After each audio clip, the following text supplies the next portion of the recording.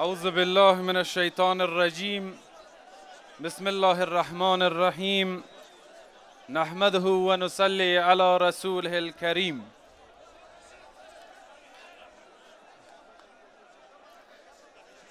وطندارای عزیز، هموطنان عزیزم، برادران، خواهران گرامی، از هر کجایی که هستید و تشریف آوردید، از پامیر زیبا تا وادی هریرود، از بلخ تا بامیان، از ننگرهار تا نورستان، از آمودریا تا هیرمند، و برادرایی که امروز در مجموع ما و جمع ما در اینجا امروز جمع شدیم، همچنین وطندارا و برادرها و خواهرهای عزیز ما که از طریق رسانه ها مشاهده میکنند و در اقصا نقاط کره خاکی هجرت نموده و مهاجر شده اند، که بدون شک هجرتشان کمتر از مجاهدت و مهاجر مقامش در نزد پروردگار کمتر از مجاهد نیست.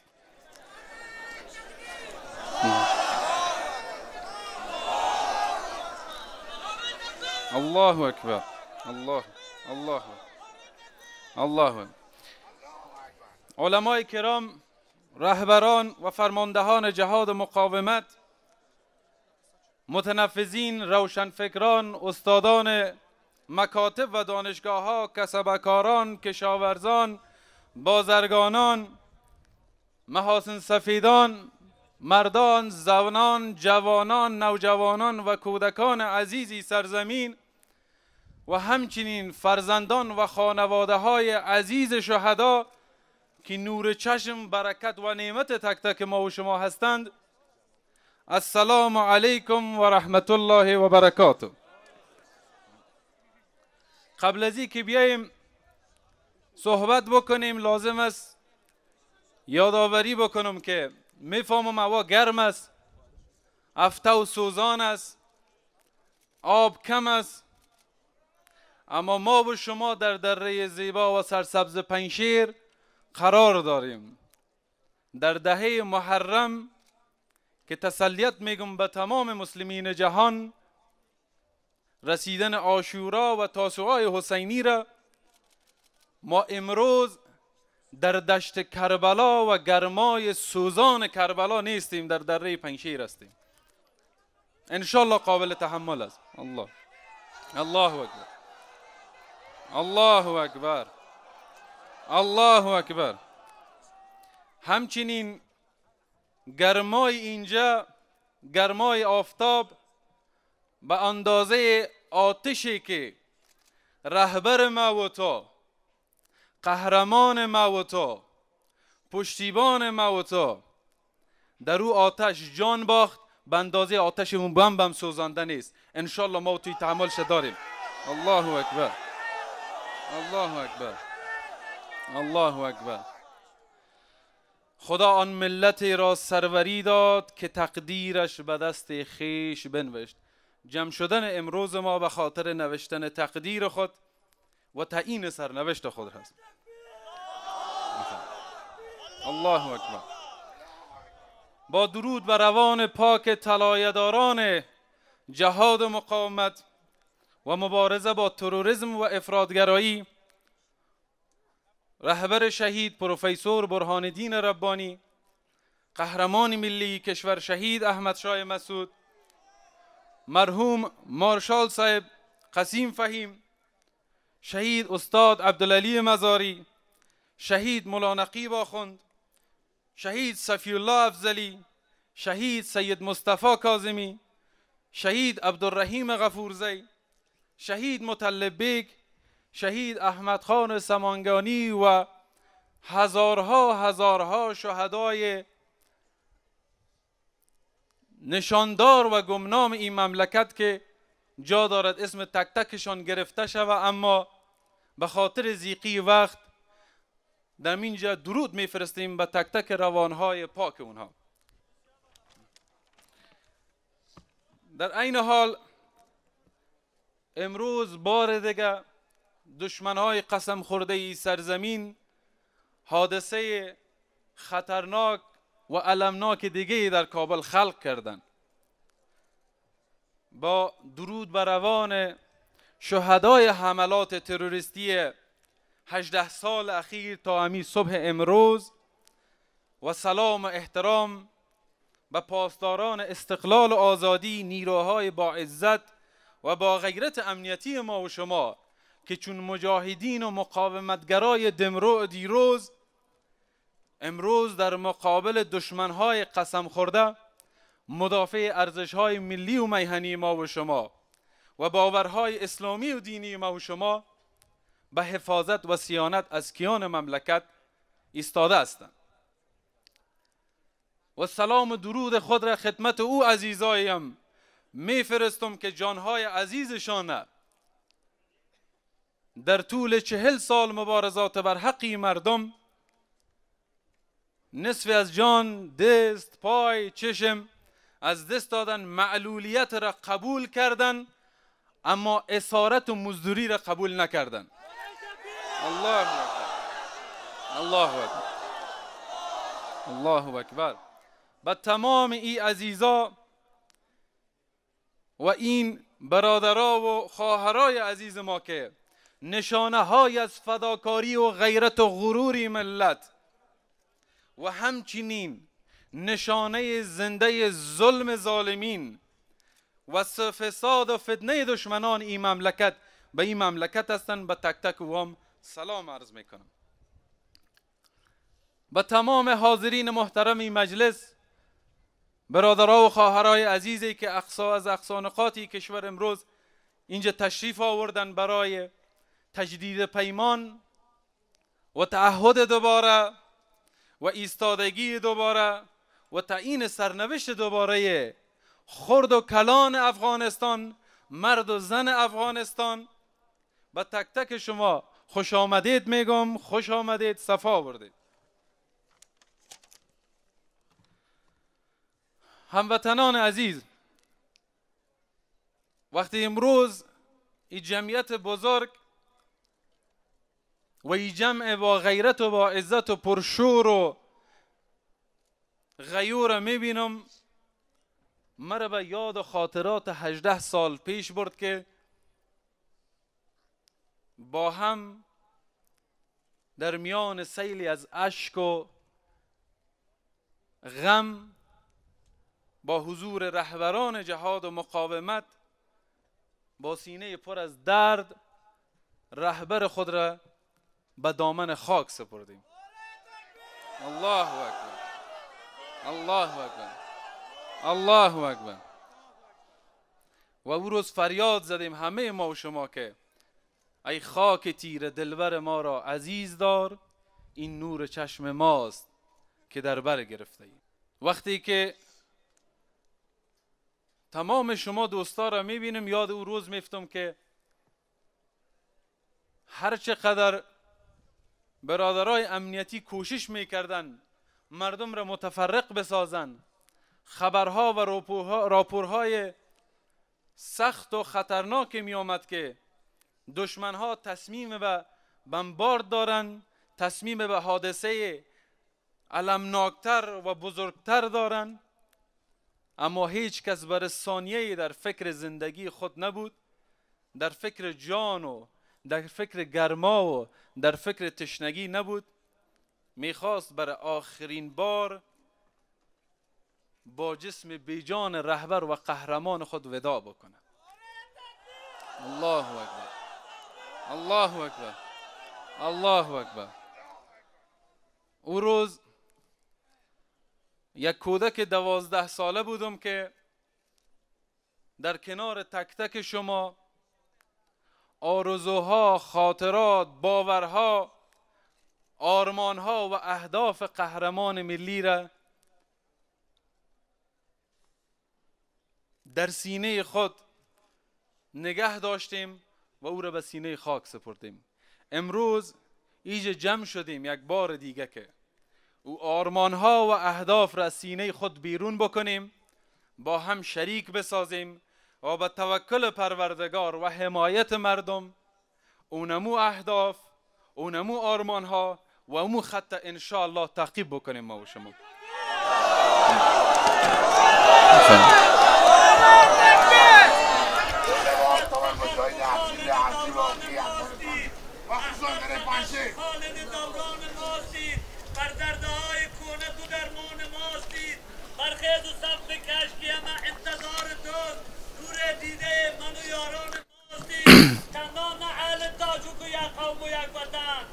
افتخار کشور افغان ماستید. سالنگی هم که بر ضد دشمن انتظار از بر این که تحفه آرمان ماستید. ماشاءالله ماشاءالله. الله اکبر الله اکبر الله اکبر. سلامت باش. او روز همه ما با نگرانی و تشویش به خیل عظیم از عزادارا به نظاره ششته بودیم و کل ما دست زیر آلاشه و جگرخون همگی ششتیم که خدایا سرنوشتی مملکت و این ملت و آینده ای آرمان و ای هدف و ای خط بدون ای قهرمان چطور خواهد شد.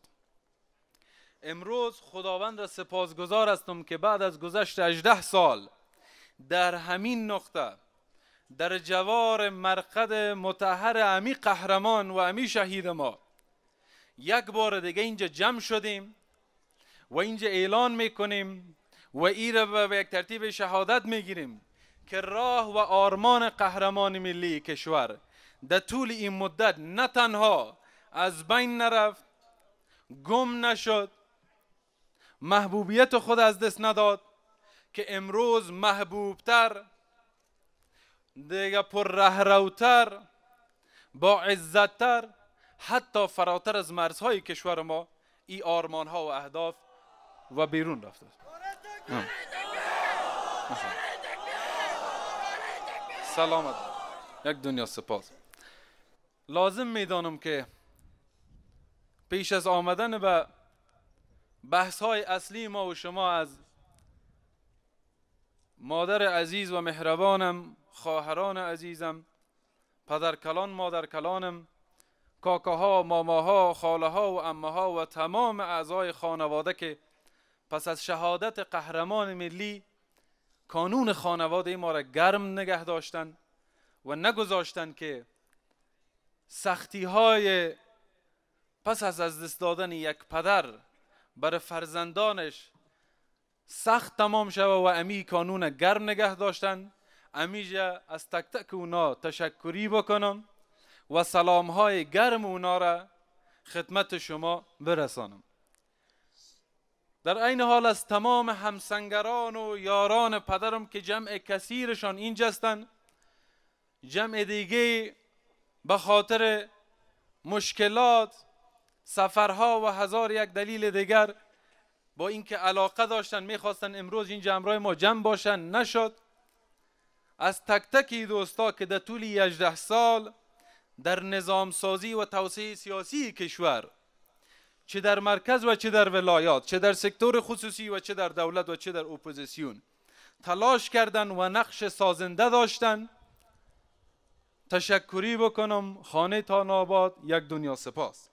در عین حال امروز برادرای زیاد استاد شدن و حمایت خود از حرکت مردمی شما، از حرکت مردم ما، از احیای دوباره آرمانهای قهرمان ملی اعلان کردن. از تک تکشان امروز سپاسگزار هستم. به یاد دارم 3 سال قبل قانونیس بزرگوار و دوستای دیگه تشریف آوردن و حرفشان همی بود که ما یک نقطه وحدتی را باید ایجاد بکنیم، مردم ما نقطه وصلشان و وحدتشان احیای دوباره آرمان قهرمان ملی و امی آدرس است. به خاطر امی تعهدشان، به خاطر امی استمرار در امی برنامه و هدفشان و به خاطر کلانی و بزرگیشان تشکری میکنم. خدا حفظتان بکنه و از تمام دوستایی که امروز اعلان کردن. در طول مدت 2-3 ماه گذشته مشوره های را در پنشیر، پروان، کاپیسا، کودامن انجام شد که انشالله دامنه مشورات و همکاری ها را تا تمام ولایت انشالله گسترده‌تر می سازیم. اما لازم می دانم از اعتماد و حمایت بیدریغ حوزه جهاد و مقاومت در سراسر کشور تشکری بکنم و از حمایتشان، حضورشان و برنامه‌های قویشان در راستای همکاری حرکت جدا ممنون هستم.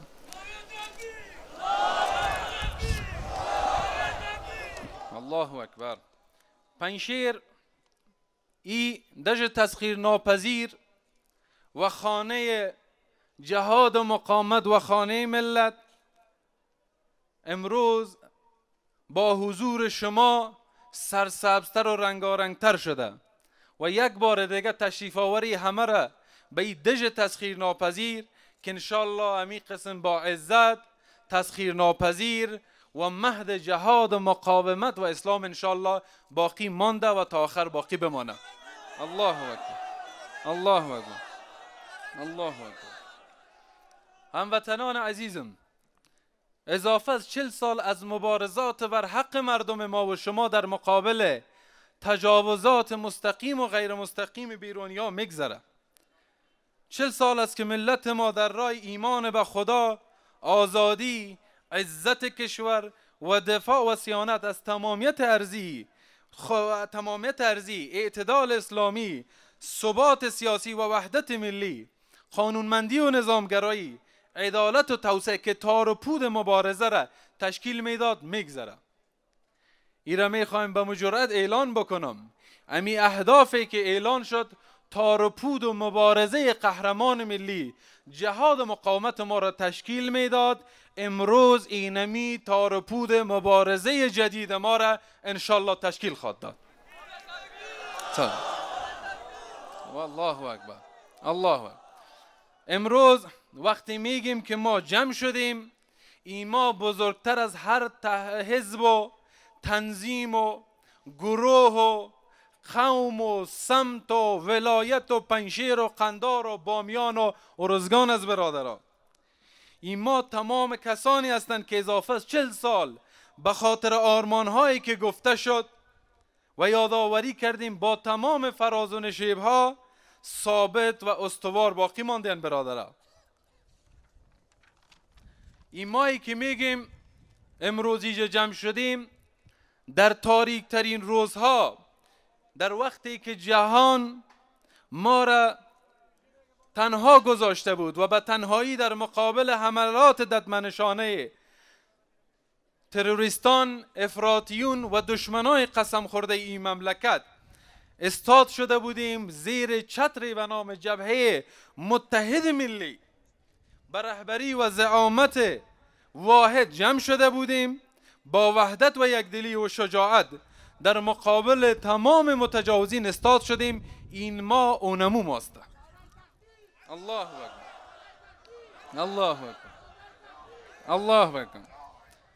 اگرچه که 18 سال گذشته و در طول 18 سال گذشته توطئه‌های فراوانی موجود بود، از ترورهای زنجیره‌ای گرفته که ما بهترین و صادقترین و وفادارترین یاران قهرمان ملی را از دست دادیم، تا به حاشیه کشاندن شخصیت‌های با درایت ملی و مردمی و تا به سخره گرفتن فرایند انتخابات و مردم سالاری که یکی از اساسات نظام ما را تشکیل میده، میبینیم که امروز هنوز داعیه ها، باورها و ارزش های مردم ما با وجود این مقدر توطئه ها به حمد الله زنده است. هنوز ما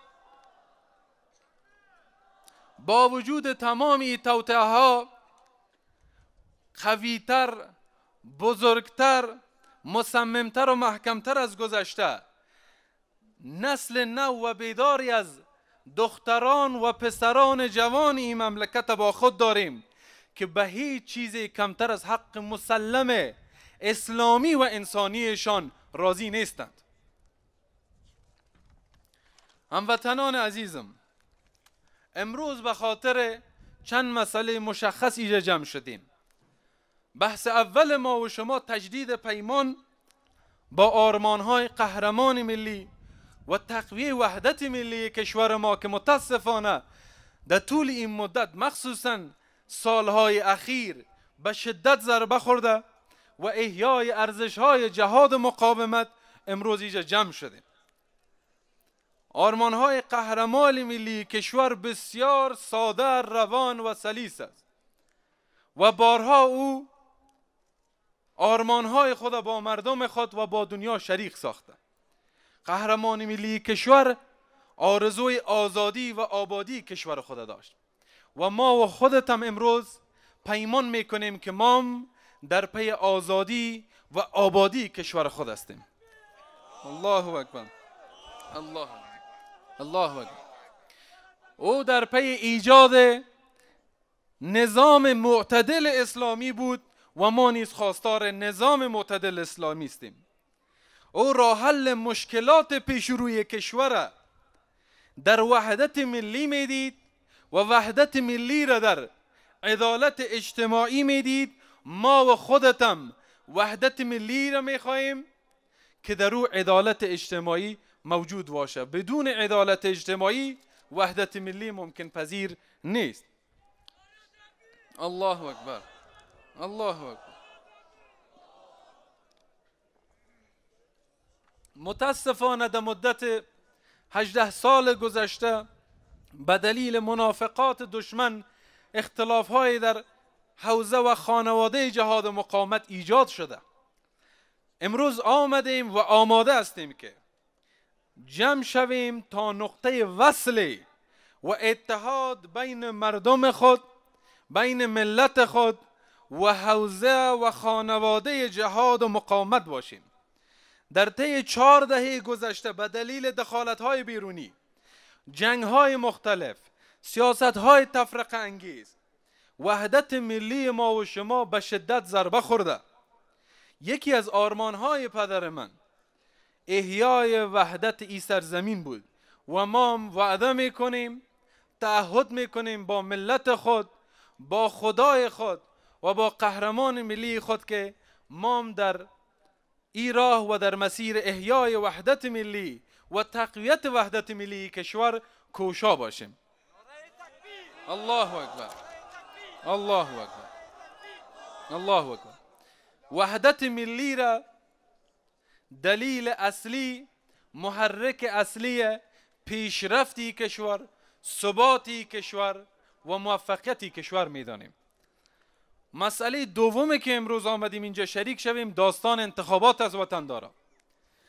انتخابات ما هم از نتیجهش تشویش داریم و نگرانی، هم از شفافیتش تشویش داریم و نگرانی و هم از مدیریتش تشویش داریم و نگرانی. متاسفانه قسمی که اطلاعات میرسانه نتیجه انتخابات دستخوش تقلبات و تغییرات گوناگونی خواهد شد که یک بار دیگه همینجا اعلام میکنیم که این خیانت بر رأی مردم و تصمیم مردم است. مردم خود حاکم تعیین سرنوشت خود هستند. با رأی مردم و تعیین مردم بازی نکنیم. دخالت در انتخابات و خیانت در رأی مردم باعث بی‌ثباتی کشور و بی‌اعتمادی مردم به این روند ملی و ناکامی پروسه مردم سالاری خواهد بود. امیدوار هستیم که از این جلوگیری شود. در عین حال باور داریم که و این حرف و پیام و مشوره شما بود در مدتی که ما جلسات مشورتی خود داشتیم.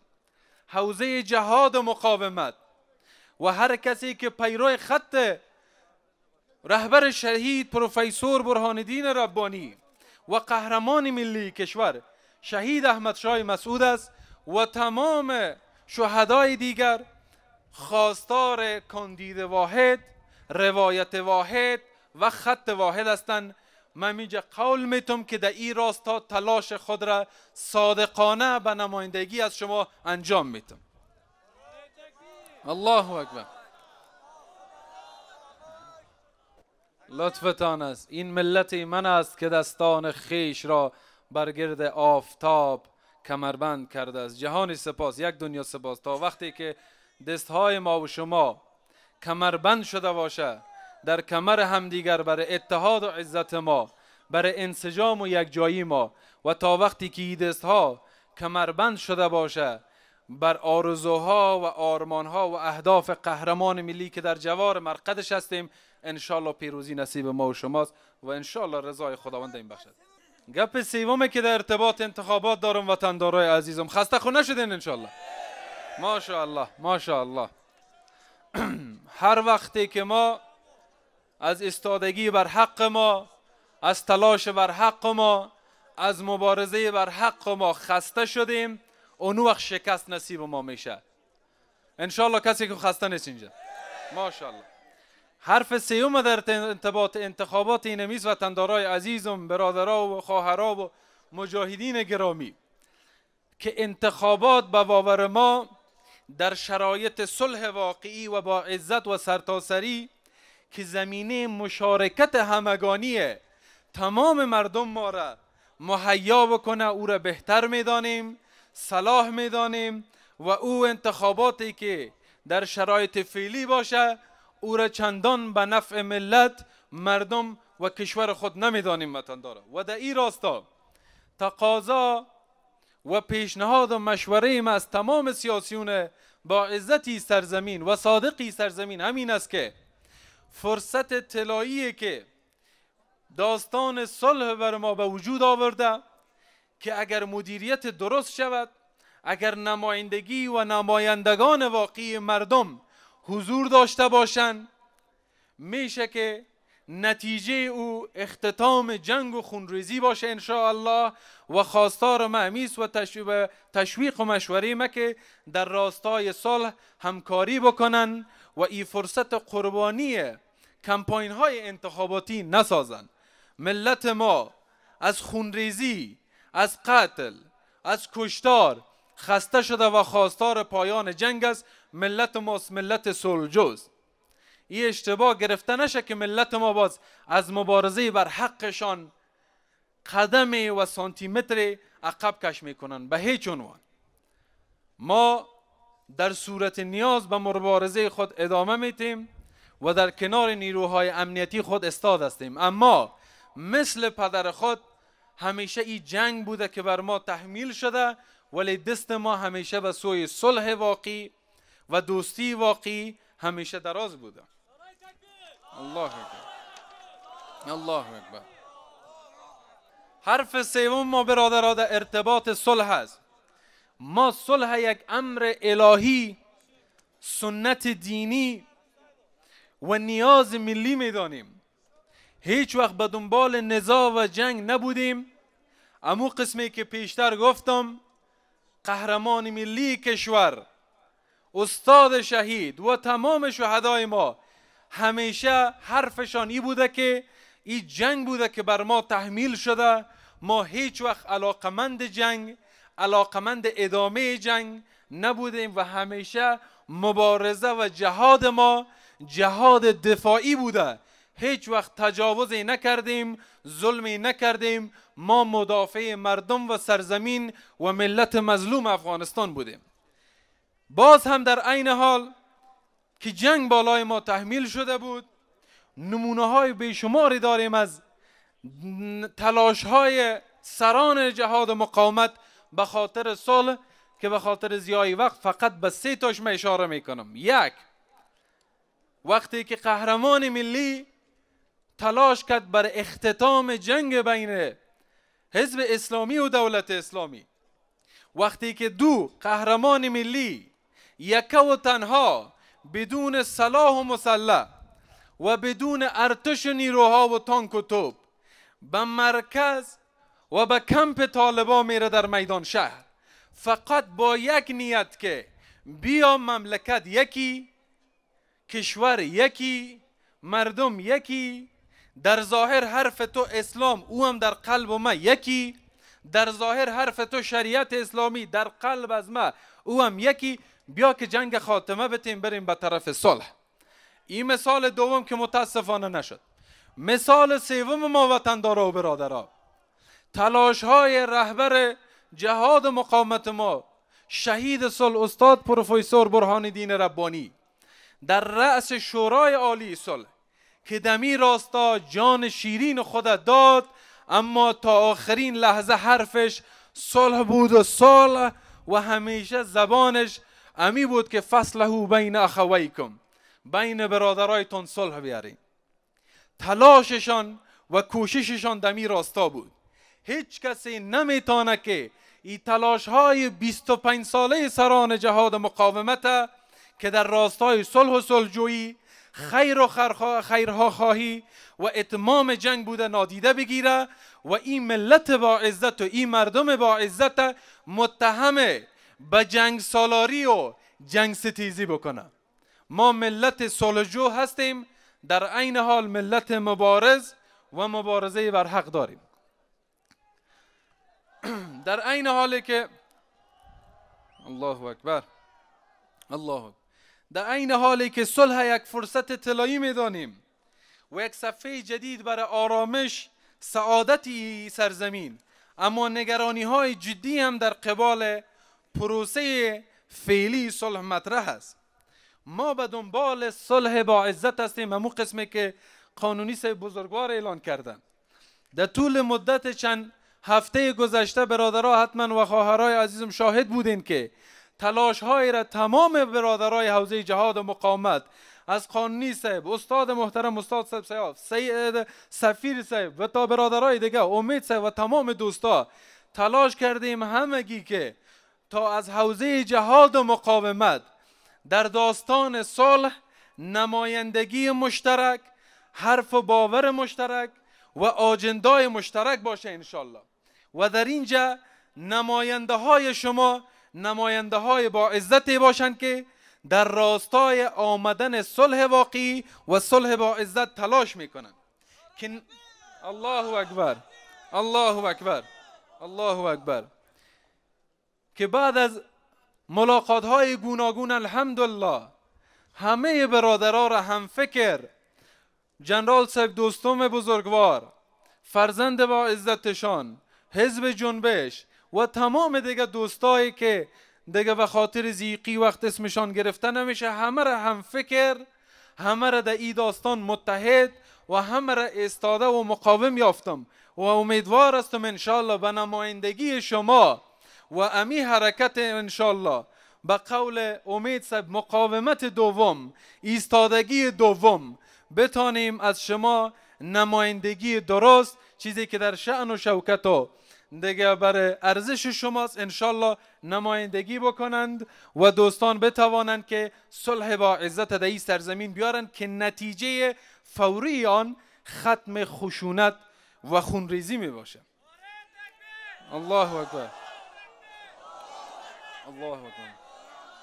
از نظر ما صلح با عزت صلحی است که هیچ یک از طرفهای درگیر در نتیجه صلح احساس خطر و تحقیر نکنند و صلح دو به معنای ختم دائمی جنگ در افغانستان باشه که امیدوار هستیم و دعا میکنیم این گونه باشه.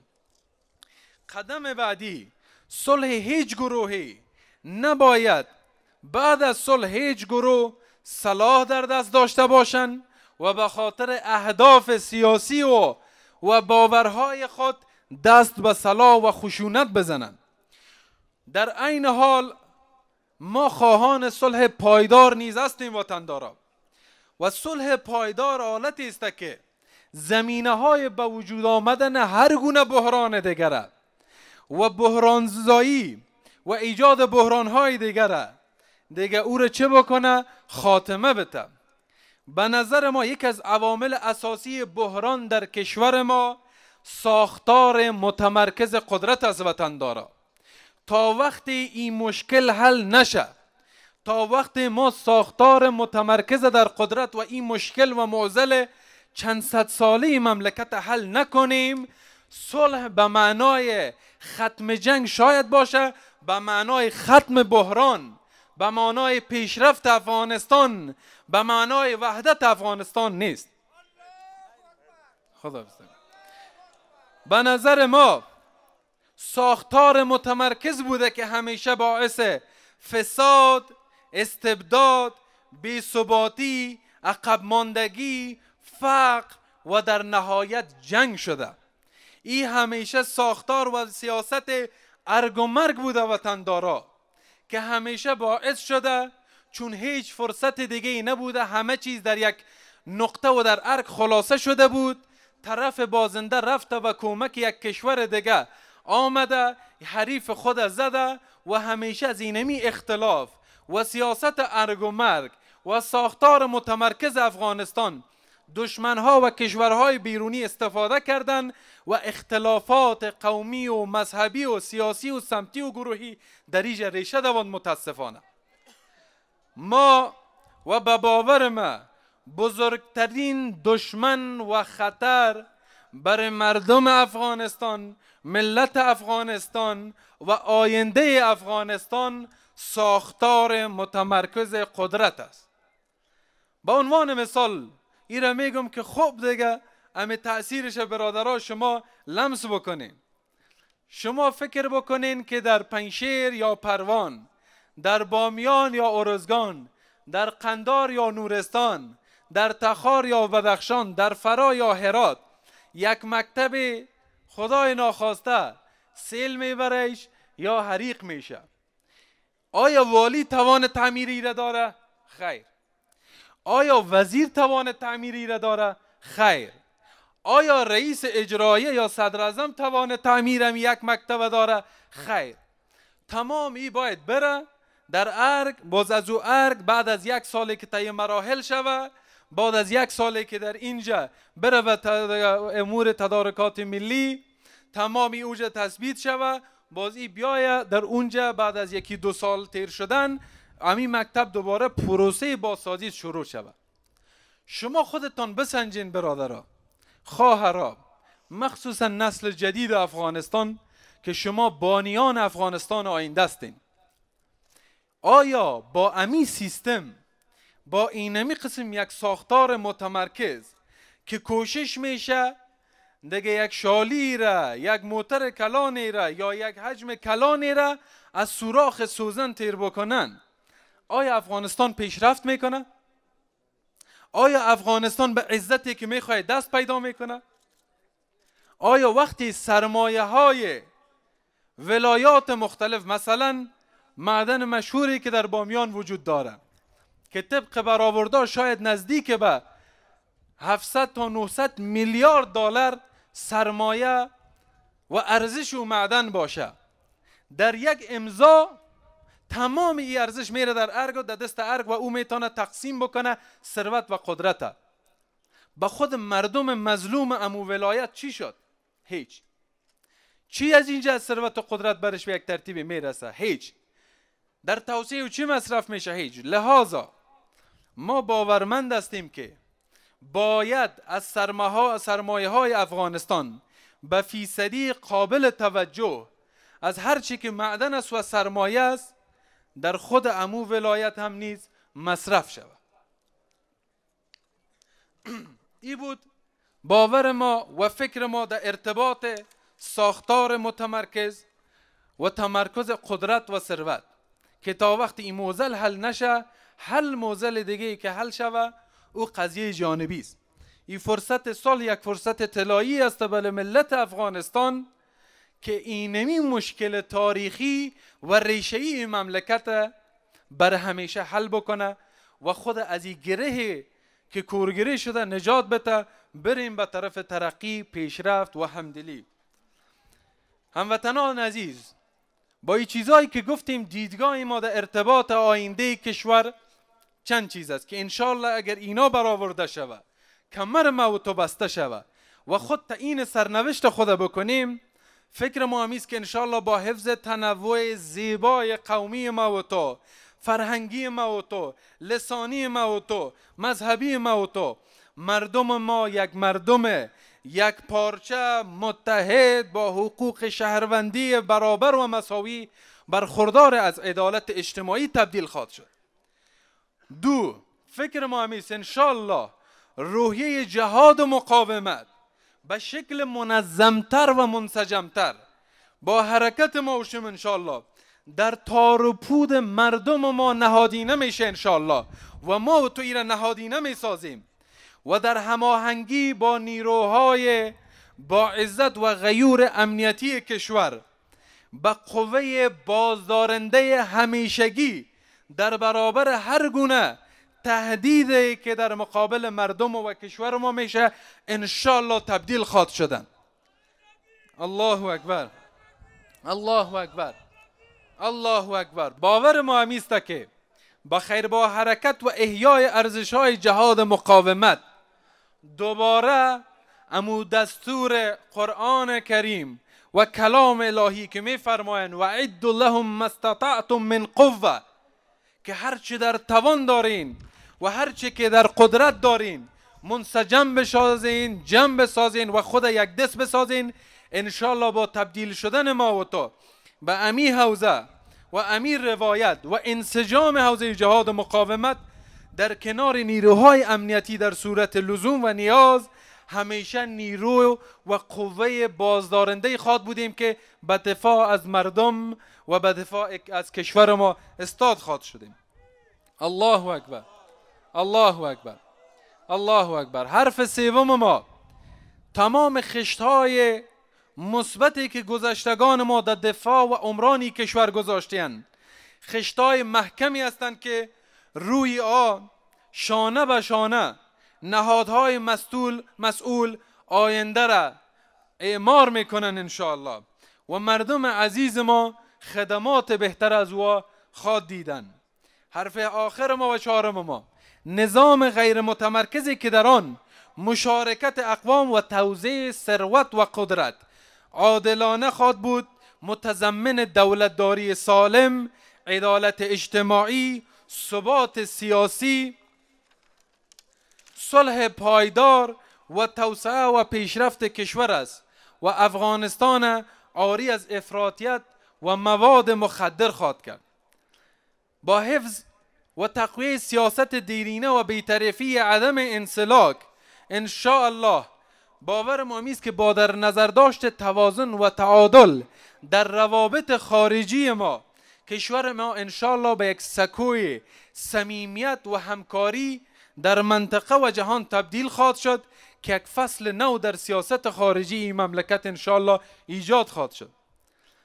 هموطنای عزیز و گرامی ما، نظریات و دیدگاه ما را شنیدین. در آخر خواسته چند ما از شما دارم به عنوان فرزندتان، به عنوان کسی که شما اعتماد کردین و اعتماد میکنین که امی خط و مسیر ادامه پیدا بکنه.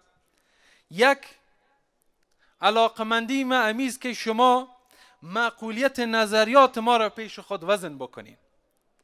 بیاین که تا در فضای اعتماد و همدلی با همدیگه همکار شویم. علمای کرام که چراغ راه ماستند، تقاضای ما است که با حضور پرشور خود و با دعا، همکاری و مشوره خود چراغ راه ما شوند. مجاهدین عزیز و مقاومتگران دلیر کشور، خواستم است که هر کجایی که هستید خود را منسجم ساخته، منظم ساخته بخیر خود وصل بکنیم که خطر در کمین است و باید فکر آخر ما را، فکر انتهای ما را از امی ابتدا بکنیم. الله اکبر، الله اکبر، الله اکبر. جوانای عزیز، روحی جهاد و مقاومت و دفاع از کشور و مردمتان را متکی به خط و مشی قهرمان ملی کشور زنده ساخته و بازوی توانای خودتان و با توانمندی خودتان دیگه و فکر ای باشین که انشالله با امی توانمندی ها و انشالله با همکاری همه مجاهدین و علما و دیگه یک جا امی خطر انشالله مشترکاً تعقیب بکنیم. باور ما همیست که جوهر آبادی کشور به زیر پای ماست. جوهر آبادی کشور به زیر پای ماست. در افقهای جهان چشم طلب گردان مکن. خود ببینیم اعتماد ما به مردم خود ما، به ملت خود ما، به جوان خود ما، به آینده خود ما، به علما و مجاهدین با عزت ما باشد. در خاتمه به صراحت میخوایم یک بار دیگه دو چیز تکرار بکنم برادران. آرزو و آرمان پدرم آزادی، استقلال، عدالت و برپایی یک نظام اسلامی معتدل بود. به او خود باورمند میدانم و مسئول تعقیب امی آرمان. الله اکبر، الله اکبر، الله اکبر. پدرم همیشه باورمند بود که حمایت و اعتماد بالای امی نماینده های مردم که مجاهدین و مقاومتگران است، اعتماد و حمایت بالای امی مردم خود به اندازه کافی هست که وطن در مقابل هر گونه تجاوز به دفاع بشینه و به دفاع بگیره. نیاز ما به حمایت و حضور هیچ کسی نداریم. اعتماد تکای ما به خدا و حمایت مردم و حضور خود مردم انشاءالله بر دفاع این سرزمین کفایت میکنه و ما باورمند دوستیم. الله اکبر، الله اکبر، الله اکبر. ما در آستانه دو اتفاق مهم پیش روی هستیم که در قدم مهم، یک دقیقه برادرم، در قدم مهم و اول شهادت امام حسین رضی الله عنه، شهید رای حق و اجری سنبله، شهادت قهرمان ملی، یکی از شاگردان مکتب امام حسین قرار داریم. الله اکبر، الله اکبر، الله اکبر. امروز تمام ما چه از اقوام گوناگون و مذاهب گوناگون به نسبت عید و سوگواری همه ما عزادار هستیم. از جوانها و دوستها و برادرای خود خواهش میکنم همینجا که احترامشان نهایت نسبت به عزادارای عید و مناسبت داشته باشند. همکاری خود را، احترام خود را و برادری خود را. مسعود ادامه مکتب حسین است.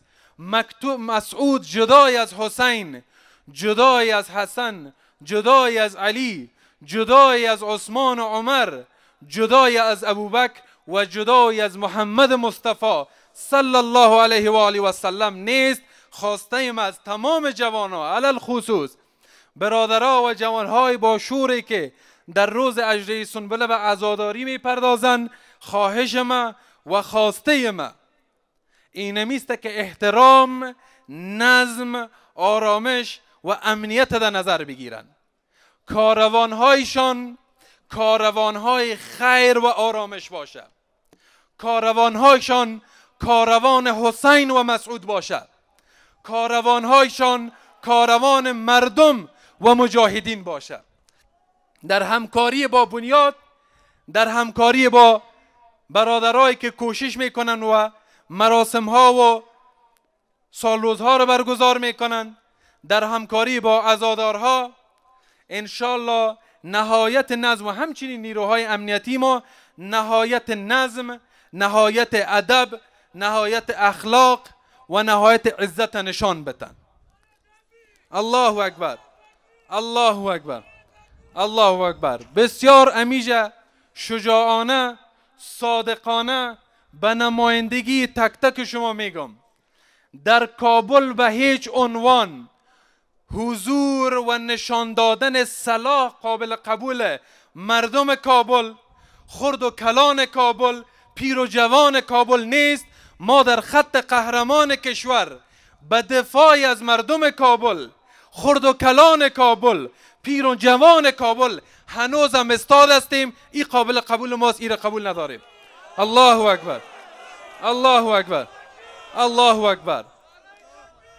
با حضور اینمی گسترده و حمایت گسترده شما اعلان میکنیم هر کسی این کار میکنه از ما نیست و در مقابل او برخورد میشه. سلاح ما را به سینه دشمن میگیریم، سلاح خود را به دفاع از ملت در خط مقدم میگیریم، تفنگ مرمی خود در دفاع از این کشور مصرف میکنیم، جان خود بر دفاع از ارزش خود، اسلام خود و دین خود انشاءالله میدیم. الله اکبر، الله اکبر، الله اکبر. خدایا تو آن کن سرانجام کار، تو خوشنود باشی و ما رستگار. اینمیجه بخیر انشالله با انرژی با قدرت چنان نعره بفرستین که زمین و زمان بلرزه انشالله. نعره تکبیر، الله اکبر، نعره تکبیر، نعره تکبیر. و السلام علیکم و رحمت الله و برکاته.